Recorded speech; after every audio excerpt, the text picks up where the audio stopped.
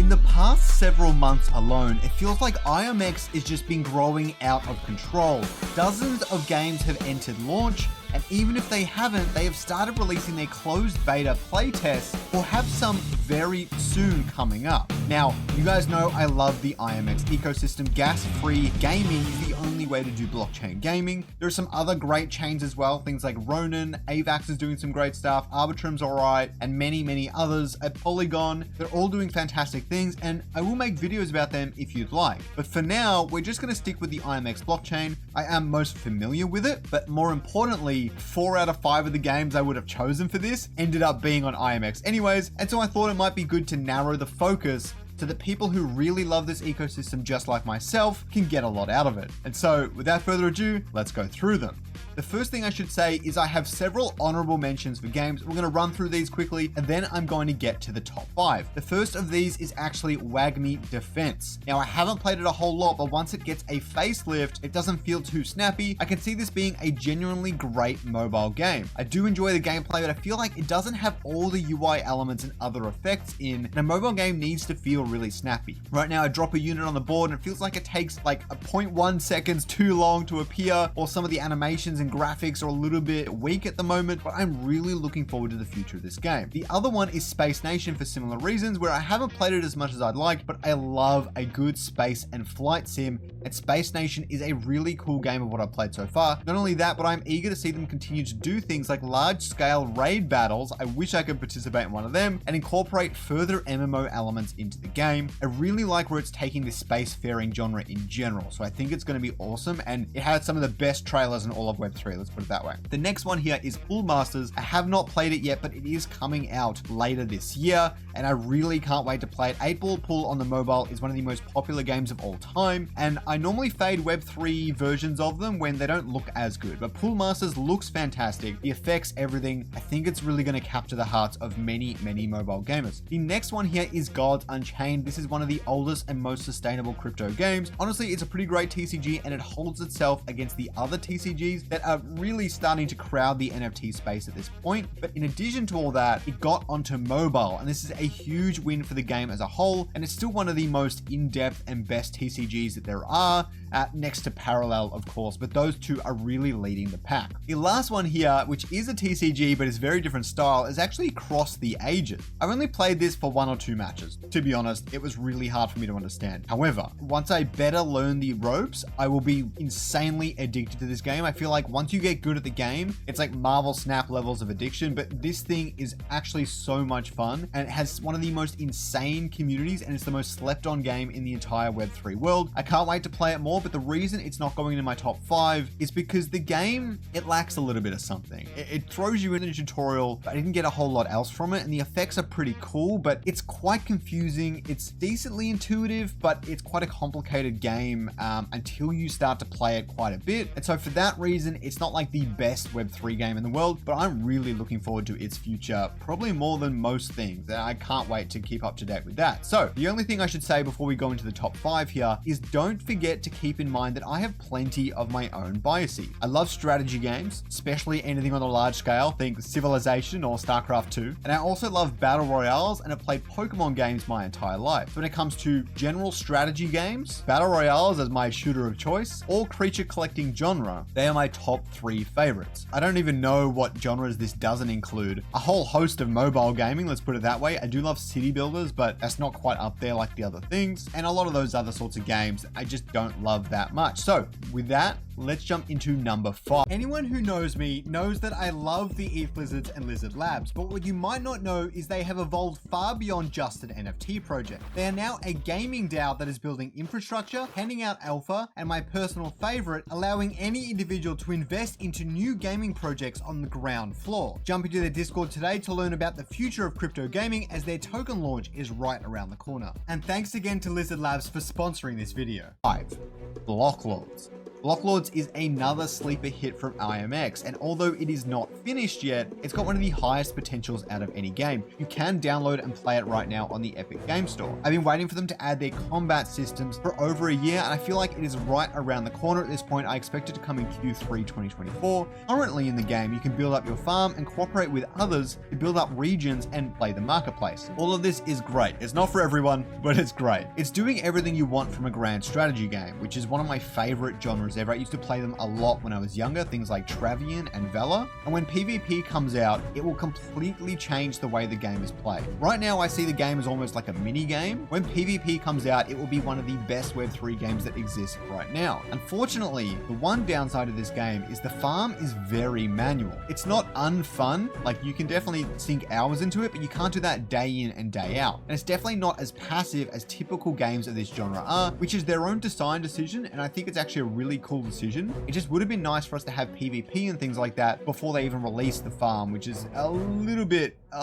upsetting, but it's a really great game and I cannot wait for its future. Also, all the lords and all lineage systems and things like that are really, really cool. The next one I've got here is Metalcore at number 4.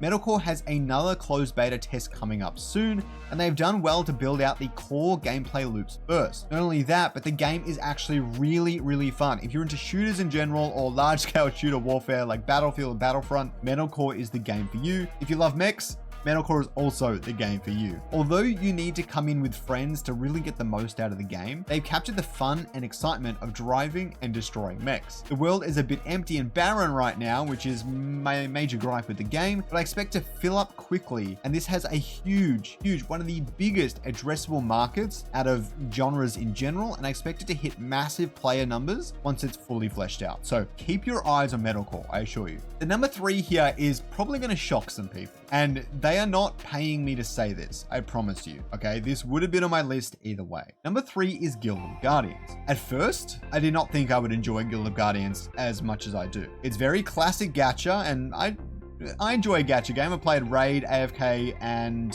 Star Wars Galaxy of Heroes, so I like a good gacha game. But the crafting systems and various things to do each day keep you well and truly engaged. For those who have 5 hours, they will find stuff to do. For those who have 30 minutes, they will find stuff to do. It's actually really broad, and I think they actually need to automate more of it, but it's great. So in Guild of Guardians, you go into this world, build up your team, and get plenty out of being a free-to-play player as well. The monetization is not too crazy, especially if you're just trying to go through and beat all of the game's PvE elements. As you slowly level up your new team, easily chop and change and take on the various game modes as you progress over time. They've got some really great systems for in case you make mistakes and things like that. For example, if you level up a character and you decide you don't want to use them anymore, it's really easy to get back basically everything you used to level them up and then put it into a new character instead. So there's a lot of freedom when it comes to the game. Even the PvP arena is highly competitive, and there is so much customizability to min-max through all of the robust crafting systems, which I feel like separate it out from a lot of the other games in that genre. And I don't know what to say. I play it every single day. I have been for like 2 months, and I really love the game.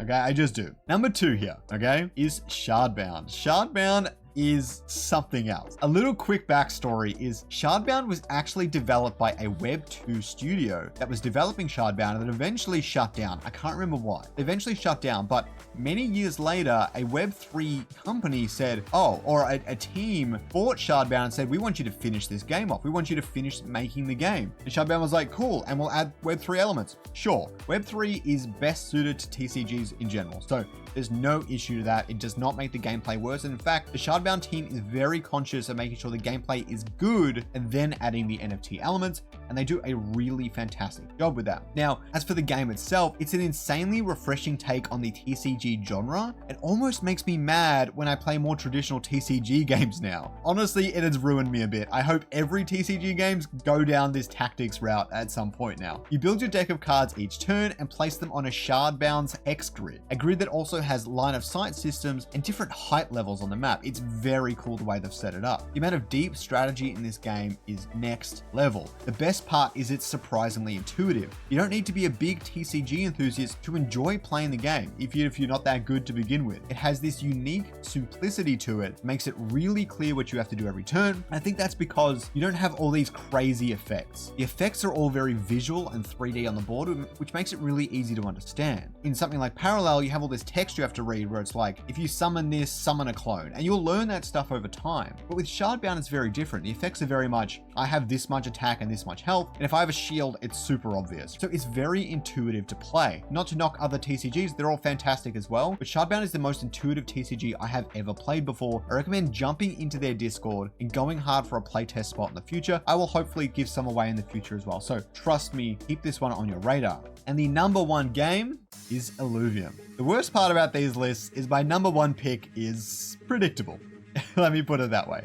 I heard that coming a mile away. But the fact of the matter is Illuvium is way ahead in terms of its development cycle, if nothing else, in front of every other game that is going on the blockchain nowadays. For anyone who doesn't know, Illuvium is a creature collector game where 100% of revenue and 95% of in-game revenue goes back to the people who stake the token. They also have 150 plus meticulously designed creatures that all look incredible and have this insane biology to them in a certain sense. And it also has 4 unique worlds, with 4 more to come soon, and a range of new and upcoming game mechanics that are really fun. Okay, it's getting better with every iteration, and maybe it's not the best game in the world, and more importantly, it's not for everyone. No game is, but it has come a long way, and it's going to come a lot further in the next 2 months. I'm telling you that much. Not only that, but Illuvium is a whole host of different games. There is Illuvium Beyond, the Illuvium Overworld, Arena, and Illuvium Zero. And all of these will better suit a different kind of gamer. Do you love auto battlers? Play the Arena Gauntlet mode or the Ascendant mode if you love PvP and TCGs. Play the Overworld if you love creature collecting or maybe some first-person shooter type stuff.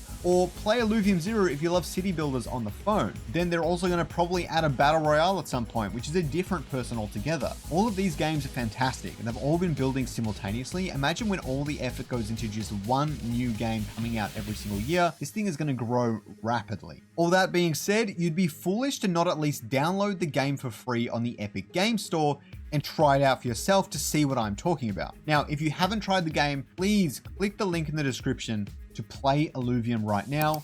Trust me, you will not regret it.